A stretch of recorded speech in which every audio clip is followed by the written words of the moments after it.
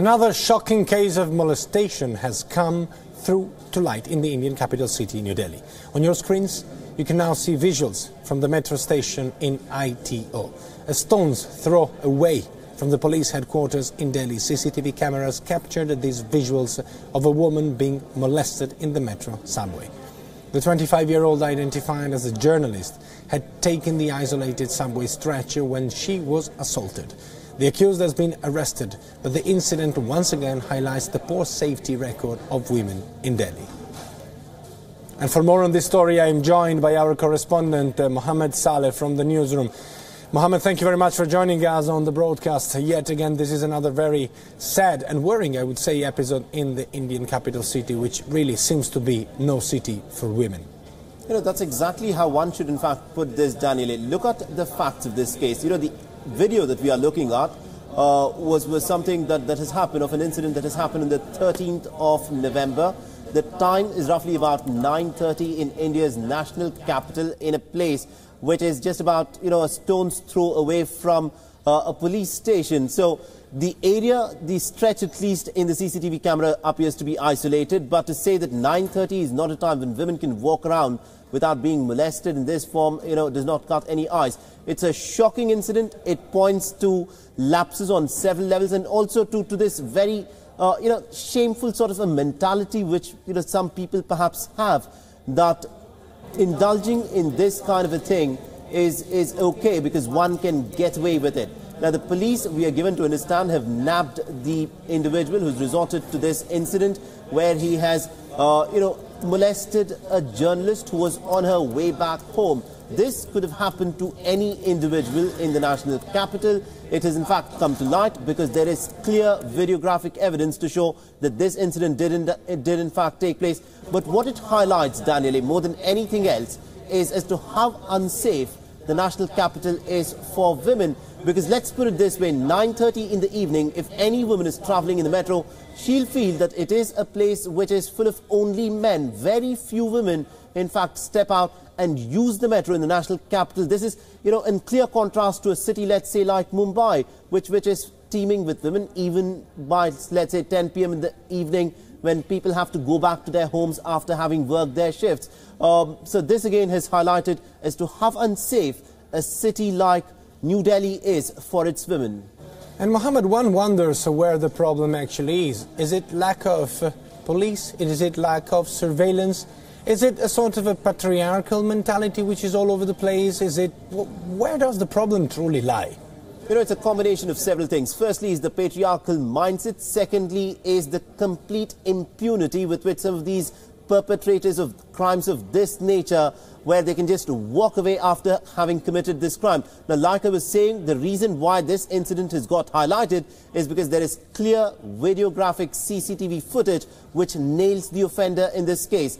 Many a times, proving that an incident of this nature has happened is virtually impossible for the women. Imagine if there was no CCTV camera, then it is the word of this individual woman who may not even know the name of this man who has perpetrated an act of this nature.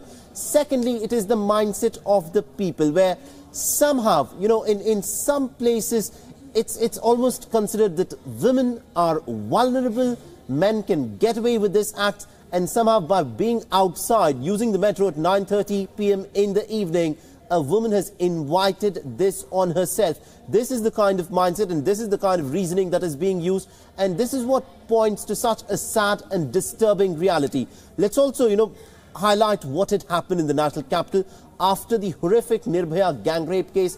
Thousands of people, they lit candles, they marched through the national capital saying that never again will an incident of this nature happen.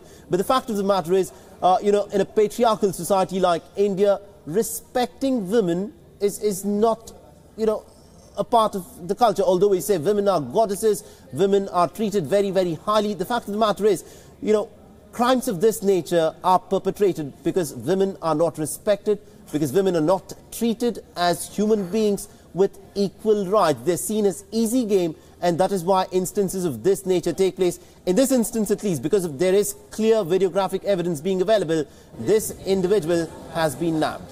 Thank you very much. This was our colleague, the correspondent from the newsroom, Mohammed Saleh, helping us to understand helping us to understand what happened, because at 9:30 p.m.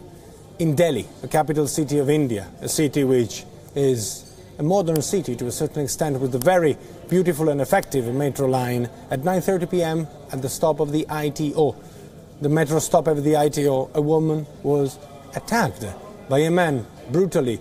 What you're watching right now on your TV screens is exactly the moment of the aggression.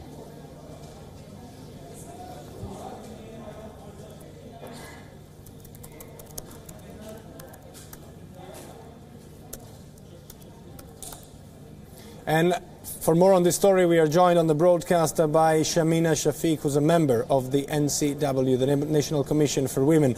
It seems, thank you very much for joining us, it seems that Delhi is really no city for women. But where does the problem truly lie? Is this lack of surveillance, is this lack of policing, or is this in the mentality, in the common mentality of a city, which is becoming more and more brutal by the day for women? Well, unfortunately, I am appalled and ashamed at the same time because of the scenario, which is not improving at all as far as women's safety is concerned in the national capital, Delhi. Now, there are three aspects, of course. One is the people. I mean, they just don't seem to realize that women are also human beings, and they are supposed to be respected in the similar manner as men are. And the second thing is that surveillance. I mean, after Nirbhaya, which happened in 2012, there's so much of talk that you are going to have CCTV cameras, you are going to ensure that the public spaces are safe. But unfortunately, 5 years down the line, we still don't have the cameras working. We still don't have a system in place which will check and ensure that women are safe in Delhi. So obviously, I mean, this continues and women are at the receiving end.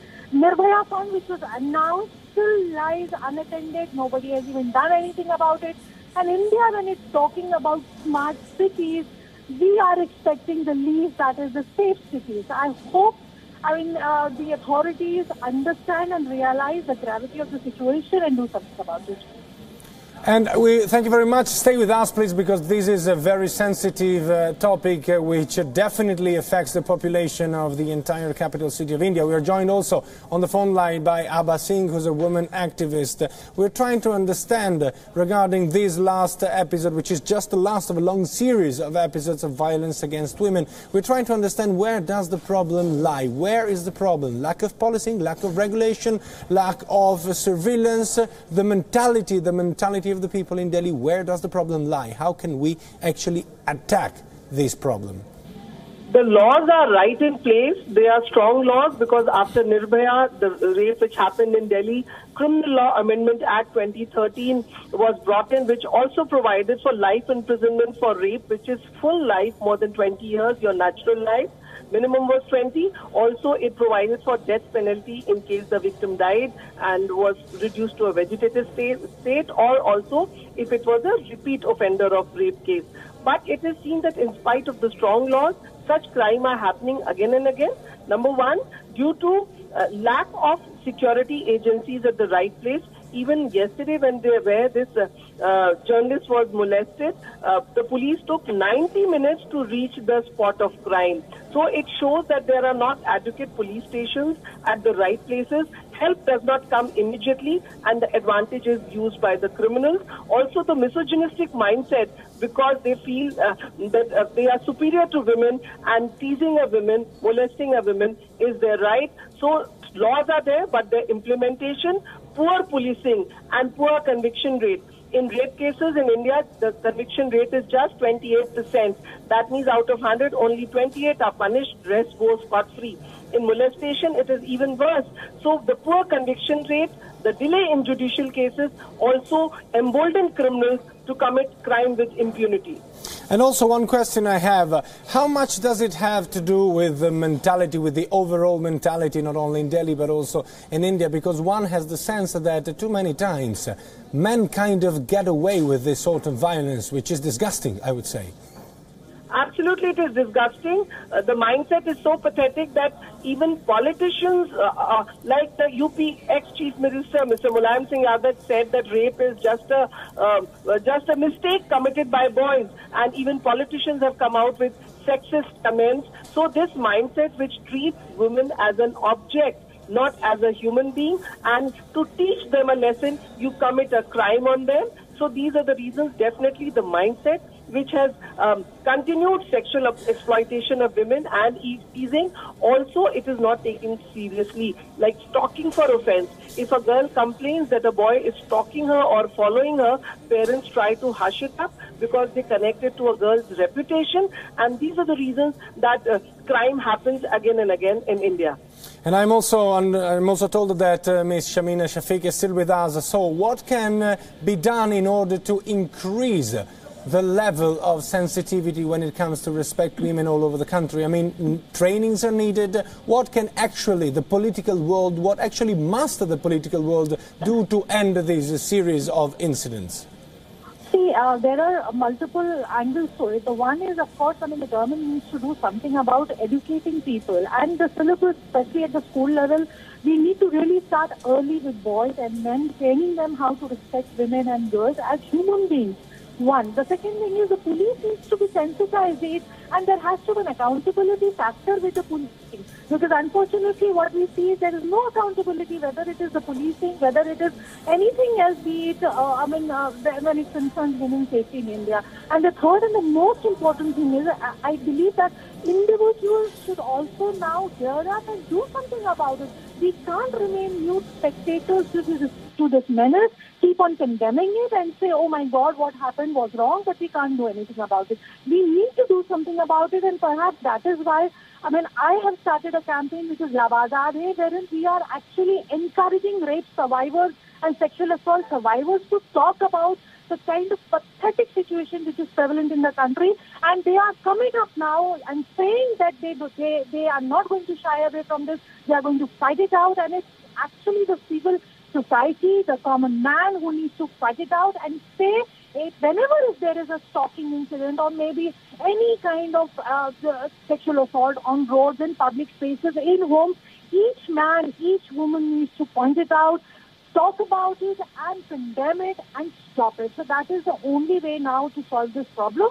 Rape is a national emergency in India. The kind of rape culture that we are seeing, or sexual assault, so in totality, actually, women's safety is a national emergency. So we really need to do something about it as a nation collectively. And very often, unfortunately, what happens in these sort of cases, and this is not peculiar of India, this is peculiar of many countries in the world where there is a majoritarian patriarchal attitude, whose blame is actually the victim. So we've heard many voices blaming women because they are out alone too late, which is something that, for instance, even me as a man have never been bothered. So that might be, actually that is the main enemy. Blaming the victim is not the solution. We need to teach boys how to behave respecting women. Thank you very much to our guest, Shamina Shafiq, member of the NCW, Abba Singh. Thank you very much for joining us on the broadcast.